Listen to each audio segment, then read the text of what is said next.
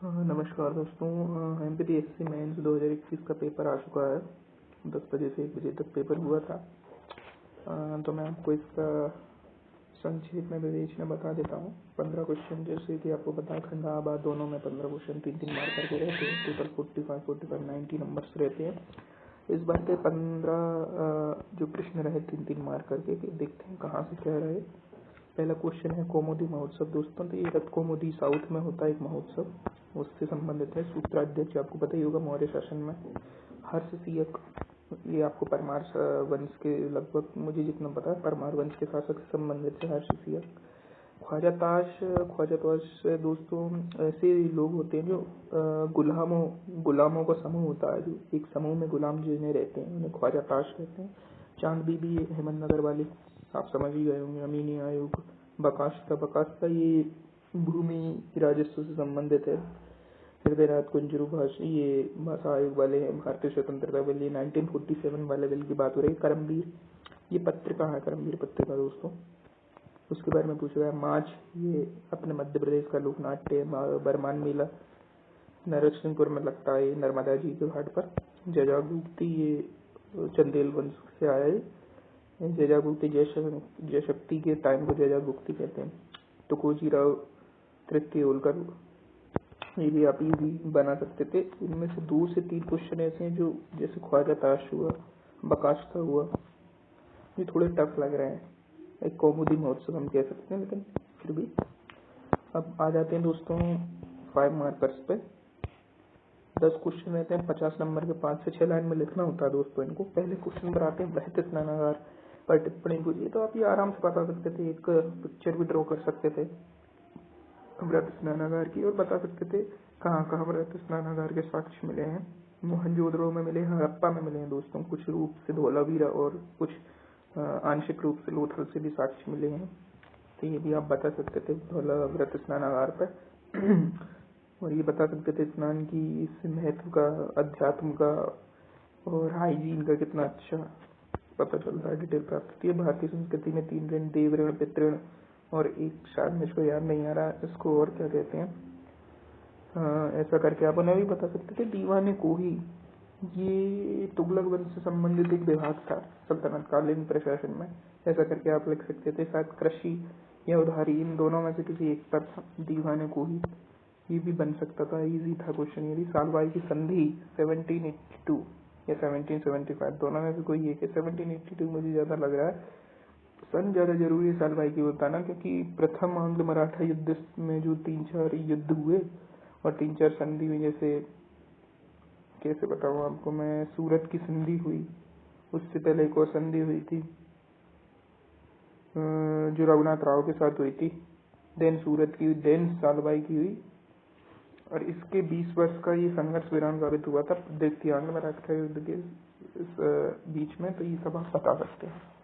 सन्यासी विद्रोह पर टिप्पणी लिखना है, ये भी आप बता सकते थे। सन्यासी विद्रोह क्या था, इसे शॉर्ट में बताऊं तो ये जो पहले रिटायर हुए थे आर्मी से, ब्रिटिश आर्मी से, इंडियन जो लोग थे, वो रिटायरमेंट के बाद इन लोगों ने कह सकते हैं सन्यासी बन गए थे। तो इन सन्यासियों ने ब्रिटिश नीतियों का जो बंगाल पर प्रभाव हुआ था, पहले बंगाल में यूपी बिहार से लेके माउंटेन एरिया भी आता था, इसलिए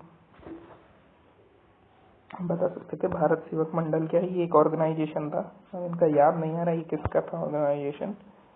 राजा बख्तावर सिंह धार इनका स्थान था। मध्य प्रदेश में स्वतंत्रता आंदोलन में इनका बहुत अच्छा योगदान है। इन्हें फांसी इंदौर में दी गई थी। चित्रकूट के विषय में बता सकते हैं, बहुत ईजी, कितने सारे घूमने के स्थान है वहाँ, पर्यटन, धार्मिक पर्यटन, उसका महत्व भी बता सकते थे, क्या आर्थिक महत्व है चित्रकूट का। ये यूपी एमपी दोनों में बटा हुआ। देन आया एक मंदसौर की संधि, ये हुई थी होलकरों के साथ में, जहाँ तक मुझे पता 1803 के लगभग हुई थी, 1805, इन दोनों के बीच में। देखिए मुझे याद नहीं है, लेकिन एक तरह की मैं आपको बता रहा हूँ क्वेश्चन का कैसा क्या कहाँ से पूछा गया है बस, और आपको पेपर भी बताता चलो। महाराज रघुराज सिंह बघेलखंड की रियासत से पूछे गए हैं। देन अब हम आते हैं 11 नंबर वाले प्रश्न जो है, जिन्हें 200 शब्द में लिखना होता है। पहला है ऋग्वेदिक कालीन राजनीतिक संगठन बताना है। तो आप बता सकते थे, अभी डेवलप होना शुरू हुआ था, कबीला ही था, राजा ज्यादा नियमित कर नहीं लेता था, सभा समिति विदत थी, बलि नामक कर था, इर्रेगुलर था, वो भी कभी कभार ले लेता था वो, मन है तो दो, नहीं तो नहीं दो। अशोक के धम्म की विवेचना पूछी गई है, तो ये भी आप बता सकते थे अशोक का धम्म क्या था, कैसे प्रारंभ हुआ, कलिंग युद्ध, उसके विवरण दे सकते थे आप, किस अशोक के किताबी लेख में उसका विवरण प्राप्त हुआ है। अन्य समकालीन जैसे यूनानियों ने भी उसका विवरण दिया है, तो वो भी बता सकते थे आप। गुरु नानक से गुरु गोविंद सिंह तक मुगल सिख संबंधों पर प्रकाश डालिए। बिल्कुल यार, बहुत अच्छा क्वेश्चन है, और देखिए कितना अच्छे यूनिक वे में क्वेश्चन को बनाया गया है। गुरु नानक जी से आप बता ही सकते थे, गुरु नानक जी के बारे में बता सकते थे, फिर अंगद जी के बारे में, गुरु रामदास के बारे में, अमरदास जी के बारे में, अर्जुन देव जी के बारे में, ऐसे करके आप बता सकते थे। शिवाजी के शासन प्रबंध की विवेचना वंस अगेन बहुत अच्छा क्वेश्चन पूछा, और ये पता था कि शिवाजी से लगभग एक क्वेश्चन तो आना है, और आ गया, देखिए आपने देख लिया। 1857 की प्रकृति क्या थी, उसे प्रथम स्वतंत्रता संग्राम कहना उचित है, ठीक है, सही है क्वेश्चन। 19वीं शताब्दी के भारतीय पुनर्जागरण से क्या अभिप्राय है, देखिए एकदम हेडिंग से पूछ लिया है क्वेश्चन, आपको कुछ ज्यादा दौड़ भाग करना ही नहीं पड़ा था। पेपर 1 में तो आपको अच्छे मार्क्स के लिए तैयारी करनी भी चाहिए। और महाकौशल क्षेत्र में असहयोग आंदोलन पर प्रकाश डाली, ये थोड़ा क्वेश्चन मुझे लगता है एक 200 शब्द के हिसाब से थोड़ा सा ज्यादा बड़ा हो जाएगा, लेकिन आप बता सकते हैं इसको। महाकौशल क्षेत्र में मुझे तो खैर याद नहीं आ रहा, लेकिन मैं आपसे अपेक्षा करता हूँ आपको पता होगा। निमाड़ और मालवा की लोक चित्रकला, बिल्कुल बिल्कुल बन सकने वाला क्वेश्चन, पता था ये आएगा या।